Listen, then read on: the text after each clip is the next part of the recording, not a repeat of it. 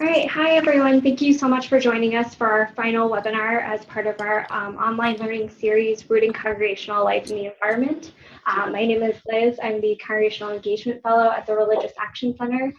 Today I will be joined by Joelle Novey from Interfaith Power and Light, Lizzie Stein, our legislative assistant who works on environmental issues, and Estrella Sainburg from GreenFaith. She is an organizer with them. We'll be talking about how you can engage in advocacy with your congregation on the environment.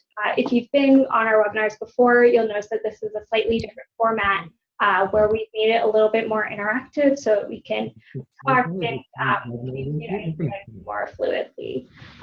So with that, I'd like to turn it over to Joelle, who I said is the director of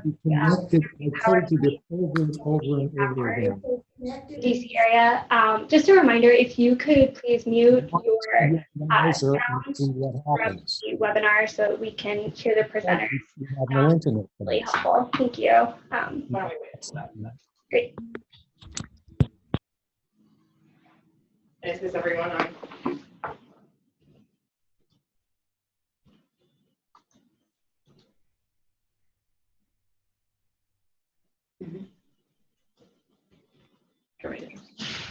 That's great. Thank you, everybody. Hello. My name is Joelle Novey, as you heard, and I direct the Interfaith Power and Light that works with congregations across the DC metro area and the state of Maryland to support them in going green and saving energy and speaking out.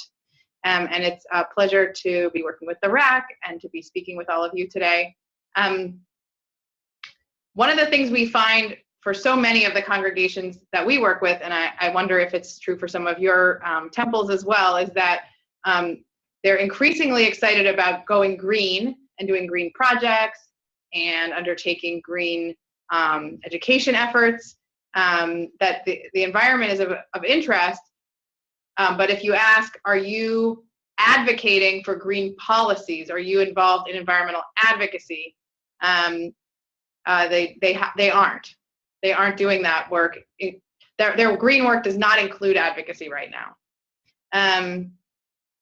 And even congregations that are active in the RAC's other programs, maybe, who are doing advocacy on other issues and are going to the State House or speaking up in Congress about other issues, are still a little either intimidated or uncomfortable or not yet engaged on advocating on the same environmental issues that they're doing other green programming around. And so I'm curious, for those of you on the phone, to hear if anyone, do we want to try to have people talk to us? Okay, well, I'm happy to get, if anyone on the phone wants to share in your experience, why you think that is the case. Why do we have so much trouble, at least right now? What are some of the obstacles that are in the way of congregations like yours doing environmental advocacy as in their communities? Good morning. I'll begin, I guess, if you Sure. can hear me. My name is Robin Nelson. In fact, I just came home last night from the ADL summit in Washington, D.C., so up on the Capitol Hill. But anyway, I live in San Diego, California, and I'm a member of Congregation Beth Israel and the Social Action Committee there. And we are beginning to look at this seriously. We're looking at, and I believe, the connections of the different communities in our synagogue. We're a large synagogue, involving the understanding of the Old Testament, of religion as it relates to the green phenomena. We are looking right now currently at a lot of programs and ongoing. We just got a grant to work with TSAs, working with communicating with our congregants on ways that they can get involved in little ways to help in the mission. So it's a beginning. We have a very active rabbi who is part of that understanding. So I think a lot of it, as an administrator myself, begins with the knowledge and the understanding and the education of how each person can get involved in one small way as part of a larger community. So what do you, I mean, I'm reading, thank you for all of your extraordinary work. So I think reading between the lines, one of the obstacles that a lot of congregations tell us is in the way for them is that they don't know what campaigns are under, what they just feel intimidated by the not knowing enough to feel like they can get involved in environmental advocacy work. Absolutely. Are there other folks on the phone who can, who are on the line, who want to say what are some of the obstacles that you identified to doing advocacy work on the environment as a temple?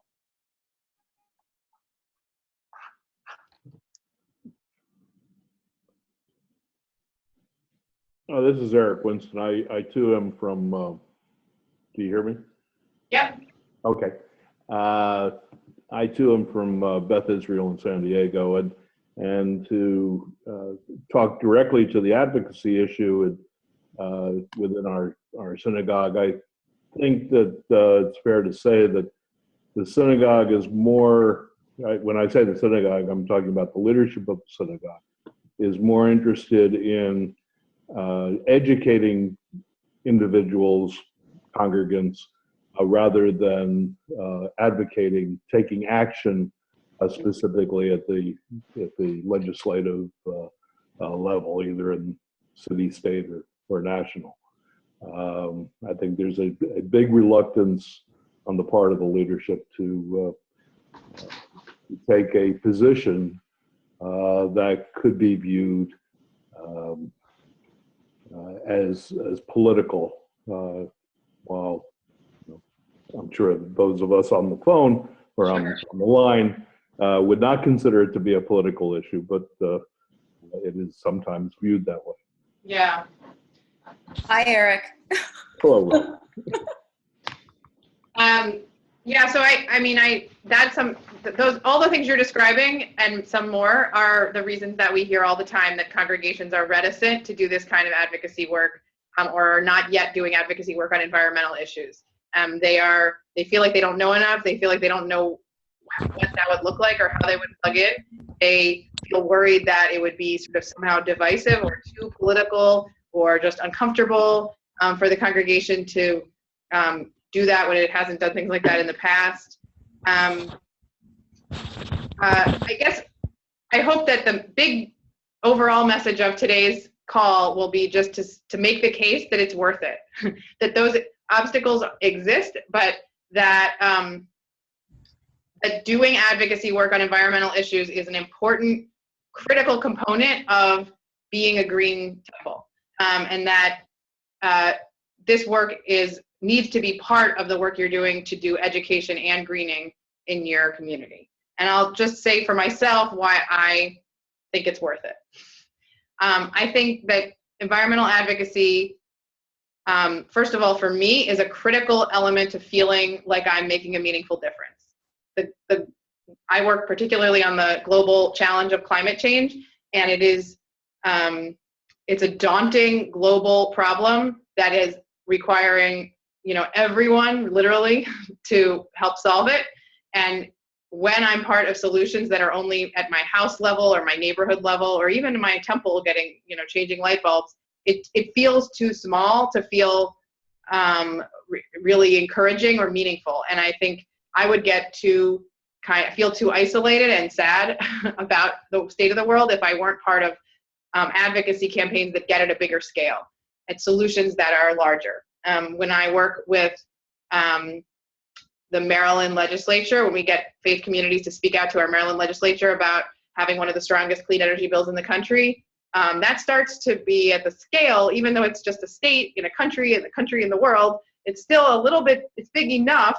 And the United States has this critical leadership role to play on climate solutions, that I start to feel like I'm part of something big enough that I get hope from it. So that's my first argument for why it's worth it. I think the other reason, and somebody on the phone said these issues shouldn't be political, they shouldn't be partisan, but they often feel that way to people.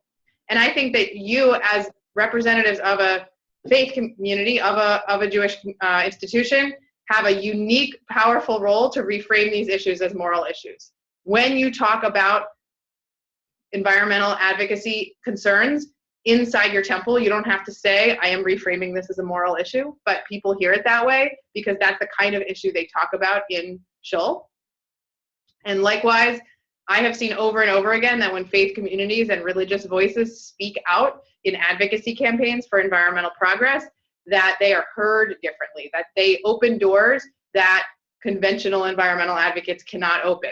And we've seen that most recently in Northern Virginia, the other end of the service area that Interfaith Power and Light serves in this region. We had a Congresswoman, Barbara Comstock, who is a Republican member of Congress, who basically has voted with Trump almost all the time so far.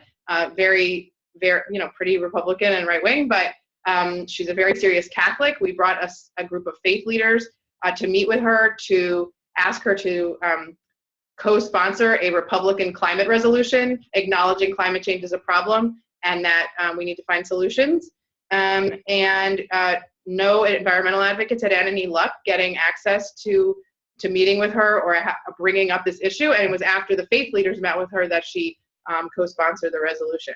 So across the board, I've seen over and over again that if you are a green leader inside a congregation, you are the most powerful person in the world to get your congregation engaged on environmental advocacy issues, and you have a unique opportunity to maybe make a difference in some of those campaigns and make them more effective by reframing the campaigns as moral issues.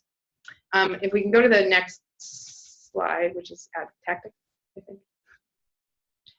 In a minute, you may be curious. You may be curious what that looks like. What does it look like when a congregation gets involved in an environmental advocacy campaign? And we'll be talking in a minute about some specific strategies for figuring out how to get involved, both at the state, local, or national levels. But just quickly, if you're wondering what we mean when we say a congregation or a temple doing environmental advocacy, here are some of the things that can look like. It can involve people signing postcards to some kind of elected official, maybe signing them as they leave services or on their way into Sunday school, making phone calls to leaders about a particular issue, participating in lobby visits where a group goes to meet with an elected official or with the office staff of an elected official, either in DC for a national legislator or closer to home, or the in-district office of a national legislator.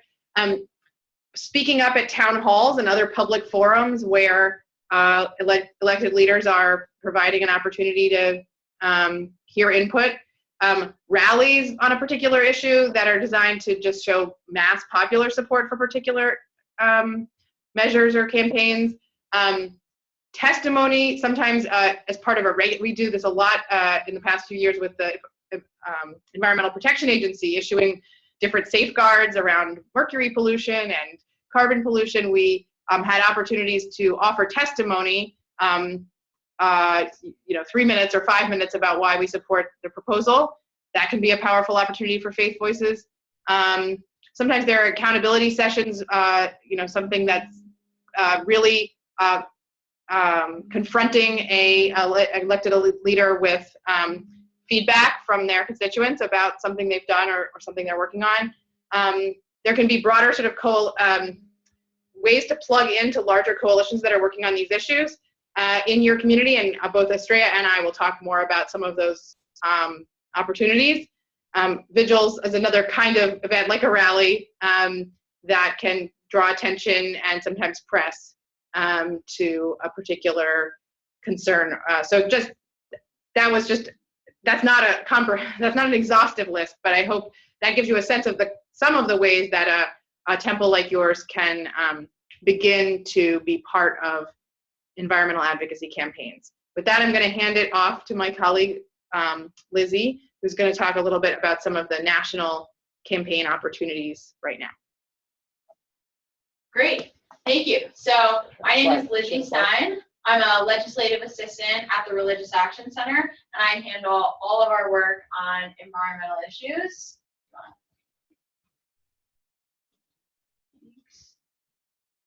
Great. So I will give you a quick sort of legislative update on a couple of things that we're working on right now, and tell you about a few opportunities for how you can get involved. And just to offer a quick framing on sort of our environmental work, I actually want to echo a lot of what Joelle said about a faith voice, and in particular, a progressive faith voice, adding a really unique perspective on this issue. Because the RAC works on over 70 different issues, it has developed to become sort of most lucrative for us to do most of our environmental work in an interfaith capacity. So I actually sit on a coalition with a bunch of other faith organizations that work on environmental issues. And when we talk about environmental issues, we really do bring a moral voice and a unique voice to this issue. And like Joelle said, we do, because of that, get access to a lot of members of Congress that we wouldn't otherwise. So the first thing I'll talk about is the Paris Agreement. So I'm sure that you all have heard of this sort of historic agreement as part of the United Nations Framework Convention on Climate Change. This is an agreement that was signed in 2005, and there are 197 countries that are a party or that are signatories to this agreement, and this is basically a huge global effort to stop the effects of climate change, and in particular to keep global temperatures from continuing to rise. So the faith community has been behind the Paris Agreement since it was signed in 2015. And this is something that our coalition is working on a lot. So this has been in the news a lot lately. The Trump administration was rumored or slated to make a decision on whether or not the United States would stay in this agreement yesterday. That decision has been postponed, and folks who are supporting the agreement are taking that as a really positive and hopeful sign that we might stay in the agreement. So yesterday we released a faith letter that was really a RAC-led effort, which was signed by 24 faith organizations, urging the President and Secretary of State to stay in the agreement. Our letter was picked up and covered by JTA yesterday, so it was great that we got some publicity on that. And Rabbi Jonah Pesner, director of the RAC, was quoted in that article. So we are hoping that this is really to add our voices to the debate around should we or should we not stay in the Paris Agreement, and we very much think that we should. Next slide. So another big issue that we're working on right now is the Arctic. This is the RAC has been very involved in the Arctic, and in particular, the faith community has been very involved in protecting the Arctic. The Arctic National Wildlife Refuge is a wildlife refuge in the Arctic, parts of Alaska and Canada. And this is really one of the last wilderness areas that we have left. This is a very vulnerable and sort of particularly fragile ecosystem, and the coastal plain in particular, a small part of the Arctic Refuge, is a very important site for the Gwich'in people, which are a Native American tribe that rely on the porcupine caribou that breed in the coastal plain. And so there are efforts now to designate the coastal plain as a wilderness area, which would not only preserve this particularly special and vulnerable ecosystem, but it would also recognize and preserve the culture and tradition of the Gwich'in people. So there's recent legislation introduced to designate the coastal plain as a wilderness area, which is the highest protection that a piece of land can get. So these bills are S-820 in the Senate, introduced by Senator Edward Markey from Massachusetts, and H.R. 1889, introduced by Jared Huffman from California. Both of these bills, to be honest, are largely defensive because there have been lots of efforts in the past to open up the Arctic for drilling. So while these probably, to be honest, bills are not going anywhere, it's an important defense mechanism against attempts to open up the Arctic for drilling, which would be detrimental to the ecosystem and the populations that live there. So there are lots of petitions and action alerts on this. So that's one way that you can get involved, is making your voice heard on the Arctic issues. Sorry. The next thing that I'll talk about is the Bipartisan Climate Solutions Caucus. So this was started in February 2016 by two South Florida representatives, Representative Carlos Trabello and Ted Deutsch, and both of these representatives basically are feeling the reality of climate change. Florida is a site of sea level rise. It is not something of the future. It is something that is happening right now. So they started this Bipartisan Climate Solutions Caucus, which is basically an attempt to bring members of Congress together and introduce bipartisan resolutions for climate change, to address climate change. They operate in what they affectionately refer to as a Noah's Ark model, which means that when one Democrat joins, a Republican has to join as well. So this caucus has grown extremely fast, and it's sort of, in my opinion, one of the most optimistic things that we're seeing in terms of environmental issues in Congress right now. It has grown to 19 Democrats and 19 Republicans. And late last year, Congresswoman Elise Stefanik from New York introduced a Republican climate change resolution, which is the resolution that Joelle referred to earlier, that Barbara Comstock signed on to. This is a group of 17 Republicans that co-sponsored this resolution, which basically says that climate change is real and human caused and must be addressed by Congress. So there's a lot of potential for this group to introduce bipartisan resolutions for climate change, and what we're really doing is continuing to lobby them and ask them to do that, to put forth some legislation. So this is a great opportunity to do lobbying in your local district office, or if you're coming to Washington, D.C., to ask your member of Congress, especially if you're represented by a Republican, to find a partner across the aisle and to join the Bipartisan Climate Solutions Caucus. Great. So the last issue that I'll talk about is public lands. First off, this is a big topic of conversation right now. There's a big debate going on. There was a recent executive order which President Trump signed last week that is threatening public lands.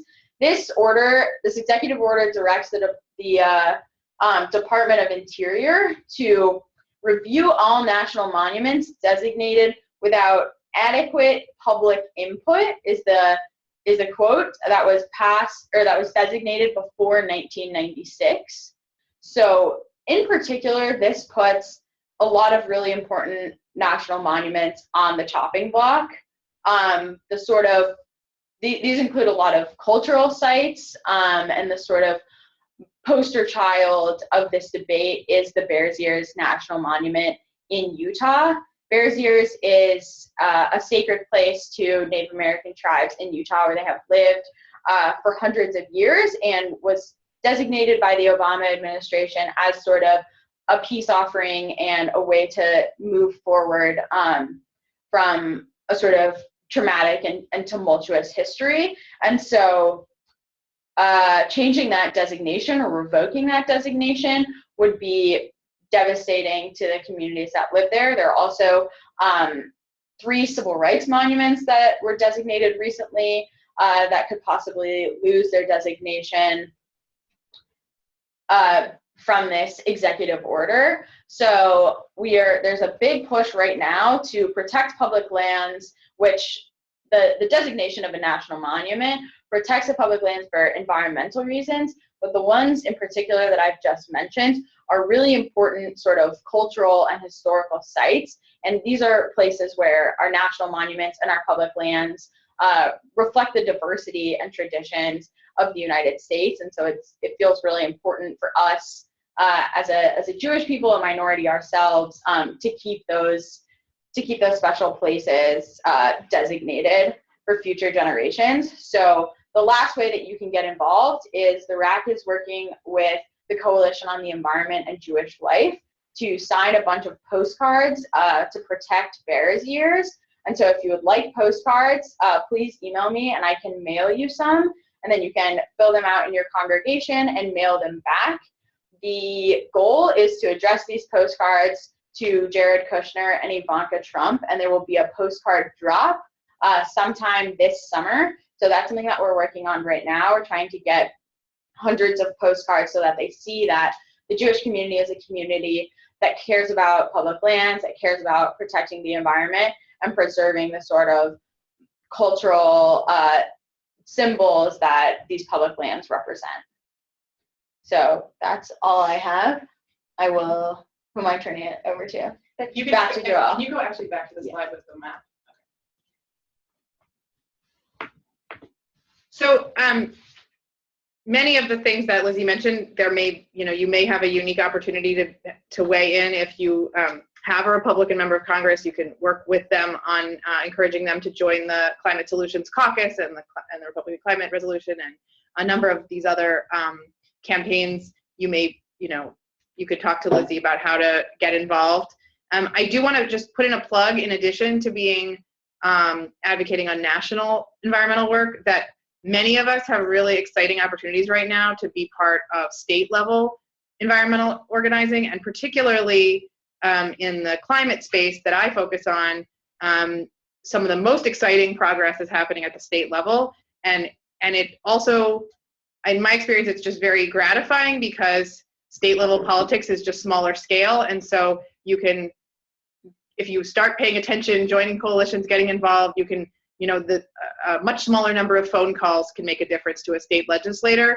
And a lot of the states are kind of pioneering or piloting the kinds of climate solutions and other environmental policies that ultimately we hope will become national policy in greener days in the future politically. So I just wanted to strongly encourage everyone on the phone today to think about, if you haven't already, getting connected up to state level environmental advocacy work.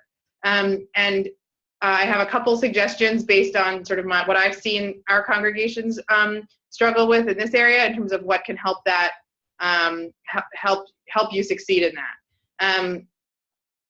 So the first is to try and find trusted grassroots partners who can be your liaison over a long stretch of time between your congregation and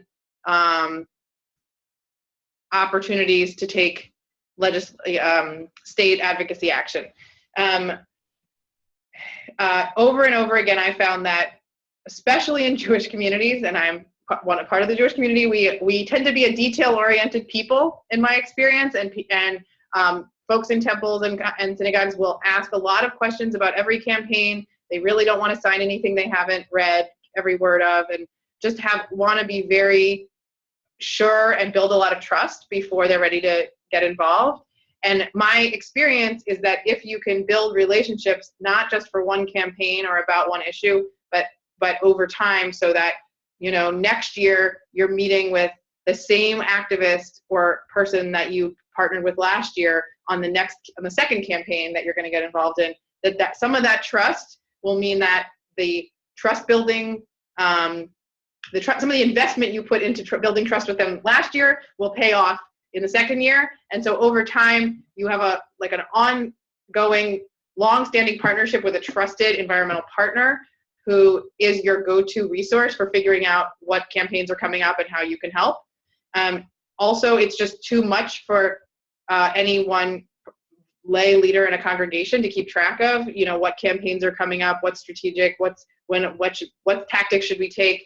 All of that is too hard and hard for volunteers, and it gets to some of this pressure of not feeling like you know enough that was stated at the beginning of the call. So, and I see my role at the Interfaith Power and Light that serves Maryland and the DC area very much as about, I take a lot of conference calls, so our congregations don't have to. I try to have my ear to the ground about what is our coalition working on, what is the climate movement in Maryland going to be focused on this legislative session, and then thinking about getting the word out to all of our congregations about how they can be part of that campaign.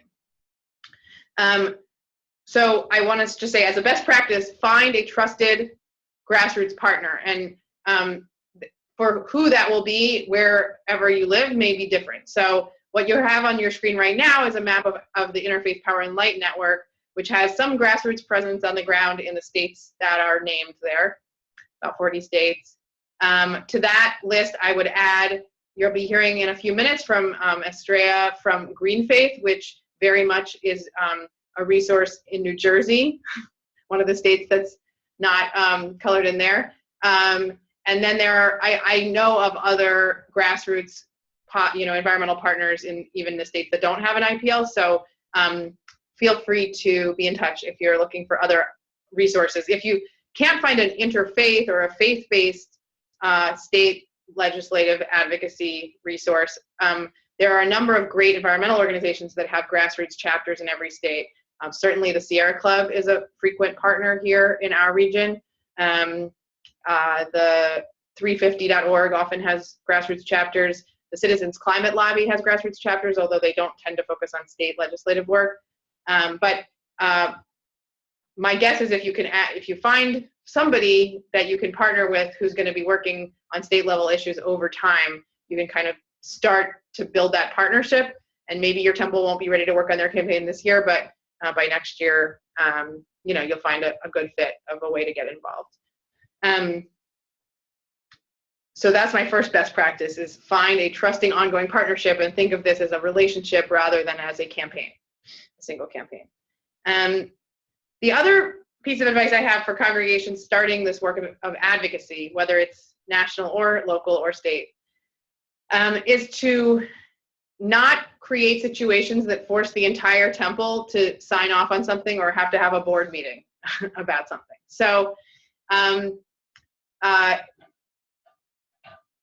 if, when we have a clergy sign-on letter, we always say, that the congregations are, the clergy are only putting their congregation down for information purposes only. So they're not signing on behalf of the whole congregation. They're not implying that the rabbi's not implying that she checked with everyone in the congregation before signing on. It's just her personal commitment. Likewise, we try not to create situations where we're asking a congregation as a congregation to all take a position on a piece of legislation or on a campaign.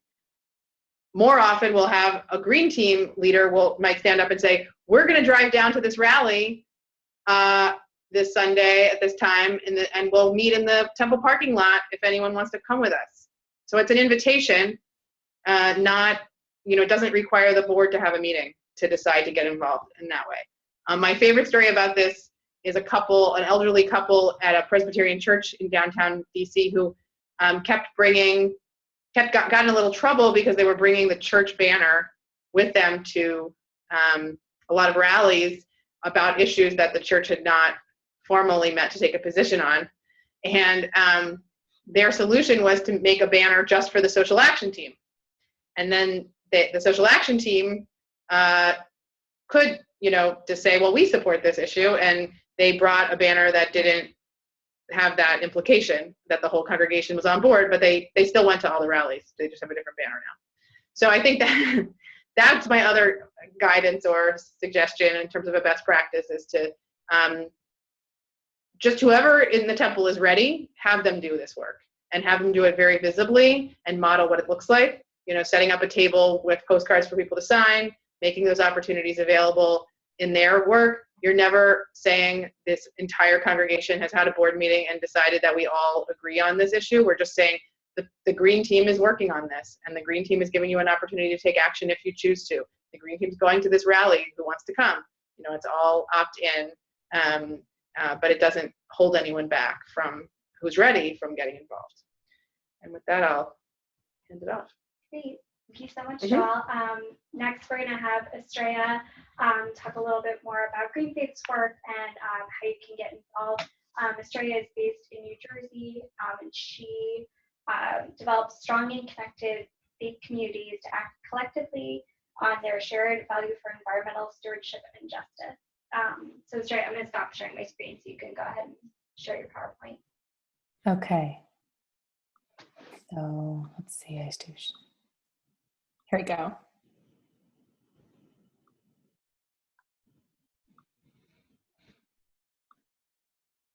All right, are we sharing? You're good. Great. Hi, everyone. It's great to meet you all, and I'm really inspired by what these organizations are doing. What I want to speak about is a little bit of something in addition that congregations can do to continue to inspire congregation action and do something transformative and really needed for the environmental religious movement. I work at GreenFaith as an organizer, and as Liz mentioned, my work is to build local and diverse communities of various faiths that work on environmental issues together and that determine their priorities and the actions that they want to participate in. And at GreenFaith, since 1992, almost 25 years, we've been developing and investing leadership of lay leaders and clergy to develop their own voice and work on environmental issues with their faith communities. We've also developed campaigns and mobilized congregations for the People's Climate Movement and other actions. And we're at a point in the movement where we see that there's a dire need to an urgency with climate and environmental issues, as Joelle and Lizzie mentioned. There's a need to, and there's an awareness also in congregations. As Joelle was saying, there's a desire to act. And so we think that the way forward is to empower congregations to build the relationships with other congregations, build relationships in their communities with partner organizations. Like Joelle was saying, build trust, develop that trust with an organization, and move from being an individual congregation to a collective of congregations at a local level acting together. And the vision is really to have congregations empowered to determine their local agenda together at a local level. And so I do this, I do this in New Jersey, and I'll tell you a little bit more about that. At GreenFaith, we support congregations working together. And what we find is that by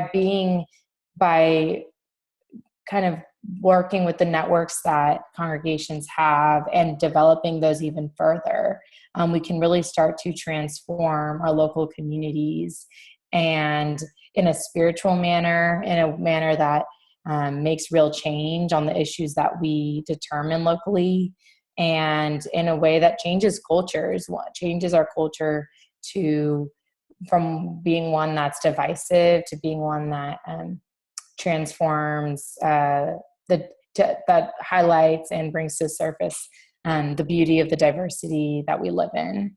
And we find both for the solutions that we need to see for the environment and for congregational life, we need to be engaged in those interfaith contexts. Also because the environmental issues that are at hand really require an equitable solution. And what I'm sharing with you here are two GreenFaith affiliates in New Jersey that went out into the public and tried to increase their network a little bit by tabling at Earth Day fairs.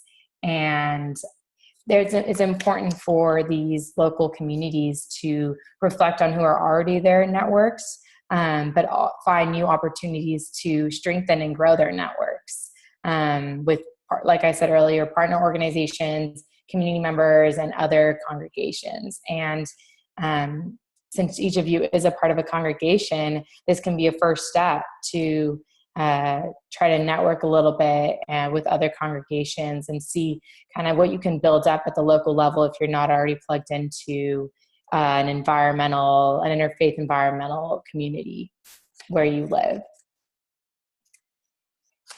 We find that it's important that that we find that faith communities have a really unique role and that are positioned to bring people together, to kind of liaison across faiths and races and cultures to provide something transformative, and for both the members of our congregations and for the community at large. And this picture is from a multi-faith vigil that one of the local GreenFaith affiliates organized back in January. And we find that it's just important to be able to raise awareness about what our texts and scriptures say about the environment. And so these are opportunities to do so, and in a way that also brings attention to other spiritual communities where we live. And I'll go a little bit, I know I'm cutting close on time, and so I want to show you, this is a picture of what faith communities that are united can do in public. And they can organize a rally like this for the People's Climate Movement and bring so many more people out. And this is possible with the united strength of various congregations. And we can also have an impact in a way that looks at the needs of our communities. Is it economic savings that people need? Is it jobs? And the environment and people's lives require us to talk about the issues in a diverse way and in a way that recognizes the diverse needs of our communities. And so these are just a couple pictures and examples of what united congregations at the local levels can do. And we also know that it's important to know what's happening in other parts of our states and country and around the world. So because the environment is naturally interconnected in that way, and our congregations can thrive, and the environment can thrive when we are connected at a kind of every geographical level. And just to wrap up, I want to encourage your congregations or you to be the person in your congregation that kind of sparks or leads the congregation to be in a relationship with other congregations, other spiritual communities, faith communities where you live, and to form up something where you are. And if you need help or support with this, you're welcome to come to me at GreenFaith and ask for advice or resources or inspiration to do so. So I'll wrap up there and answer any questions. Thanks so much, Estrella. So we have some time right now if anyone has any questions for Joelle, Lizzie, or Estrella.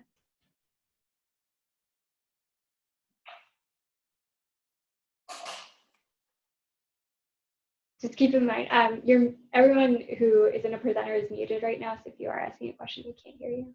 Should you unmute them, or they can unmute themselves? You should be able to. Great. You want to do it? We're going to unmute you.